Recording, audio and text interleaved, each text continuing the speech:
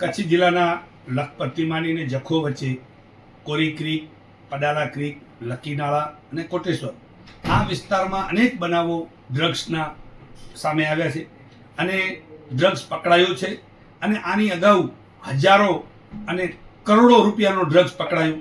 અદાણી બદાણ ઉપરથી પણ ઘણી બધી ડ્રગ્સની પકડાવાના બનાવો બન્યા. ત્યારે ગુજરાતે બહુ ચિંતા કરવા જેવું છે કે ગુજરાત એક એવું રાજ્ય છે, એ વિકાસશીલ રાજ્યમાં જો આવી બદીઓના એજન્ટો ક્યાંક ફાવી જાય અને ગુજરાતના યુવાધનને ખત્મ કરે, એ મોટી ભયંકર એક ગુજરાતના એક જેને કહેવાય કે યુવાનોની અવદશા બનશે.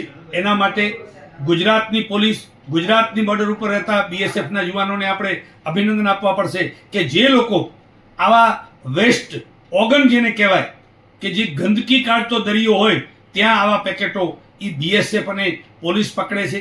કોઈ લેભાગુ માણસો કે એજન્ટોના હાથમાં નથી આવતા. કારણ કે આખા ખાડીના દેશો અને બીજા દેશોમાં જ્યાં જ્યાં સ્ટીમરો તૂટે છે, જ્યાં જ્યાં દાણચોરો આવો માલનો સપ્લાય કરતા હોય છે, ત્યાંથી આ માલ તણાઈ અને આ કચ્છની બોર્ડર ઉપર આવે છે.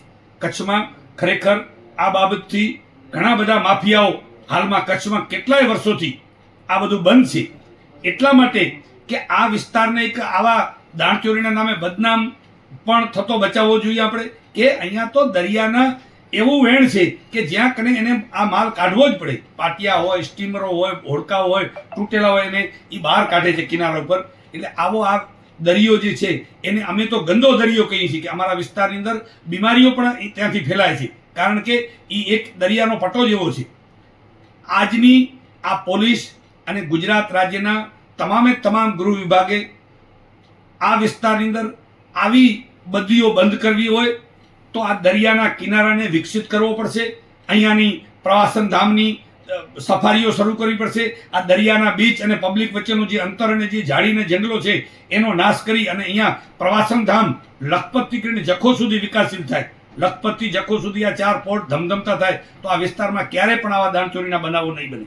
અને પોલીસ, બીએસએફ અને એસઆરપી જે કોમ્બિંગથી કામગીરી કરી રહી છે અને એ યુવાનો સુધી આ પેકેટો નથી પહોંચતા, એના માટે પણ આપણે આ વહીવટતંત્રને આપણે ધન્યવાદ દઈએ છીએ કે તાત્કાલિક અસરથી આ વિસ્તારની અંદર દાણચોરી, આવા પેકેટો કે ડ્રગ્સનો નામો નિશાન મટે એવી લોકો અપેક્ષા રાખી રહ્યા છે.